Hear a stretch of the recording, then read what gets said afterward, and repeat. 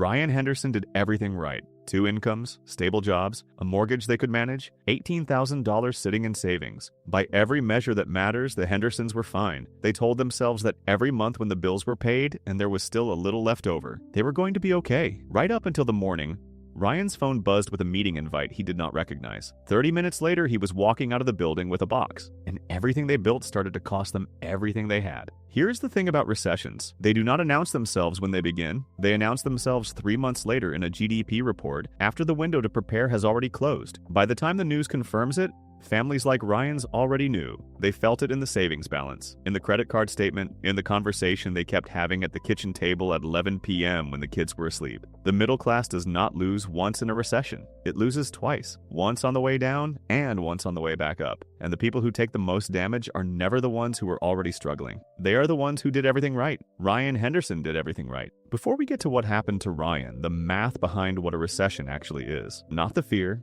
the numbers. A recession is 2 consecutive quarters of negative GDP growth. The economy produced less than it did the quarter before. That shows up in employment, in spending, in corporate earnings. And it does not show up equally everywhere. It clusters. It concentrates in the sectors where the middle class actually works. Retail, construction, hospitality, mid-level corporate. The roles paying between $50,000 and $95,000 a year. The income that runs the American middle, Ryan's income. The Hendersons brought in $130,000 combined. 2 salaries, 2 jobs, 1 mortgage, $2,100 a month, 2 car payments, $1,050 combined, utilities, groceries, insurance, another $2,400, total fixed monthly costs, $5,550. At $130,000 a year, that is tight, but manageable. They had $18,000 saved, a little over 3 months of expenses. They felt secure. They had built something. Ryan's company announced layoffs on a Tuesday. His department was cut by Thursday. Combined household income dropped from $130,000 to $70,000. Overnight. The mortgage did not drop, the car payments did not drop, the grocery bill did not drop. And here's the part nobody talks about clearly enough. Inflation does not reverse during a recession. It slows. That is a completely different thing. A slower rate of increase is not a decrease. Groceries still cost more than they did 2 years ago. So spending that was manageable at $130,000 became debt at $70,000. Month 1, Ryan dipped into savings.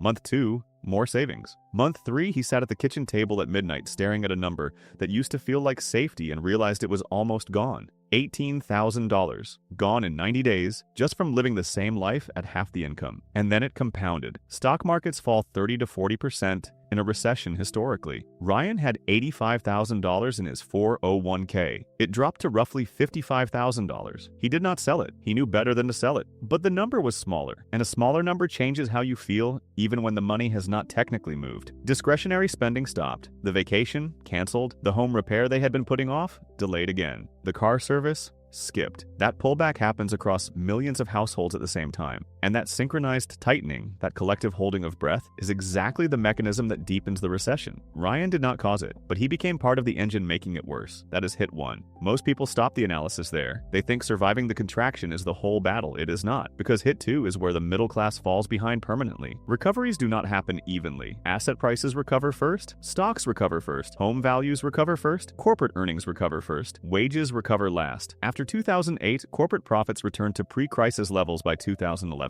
Median household income did not recover until 2016. 5 years. 5 years where the economy was technically improving and the middle class was still behind where it started. Here is what that meant for Ryan. The recession ended. He found a new job. Slightly lower salary, but stable. They stopped going into debt. They started saving again. But while Ryan was in survival mode, the housing market had already repriced. The stock market had already run. The people who were not exposed to job loss risk, the people who owned assets instead of earning income, they bought at the bottom. Ryan bought them back at full price. Not because he made bad decisions. Because of the sequence. Hit 1, income loss during the contraction. Hit 2, asset repricing during the recovery. The middle class participates fully in both downturns.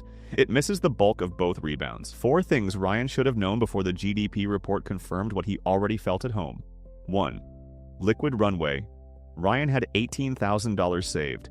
Monthly fixed costs of $5,550. That is 3.2 months of runway.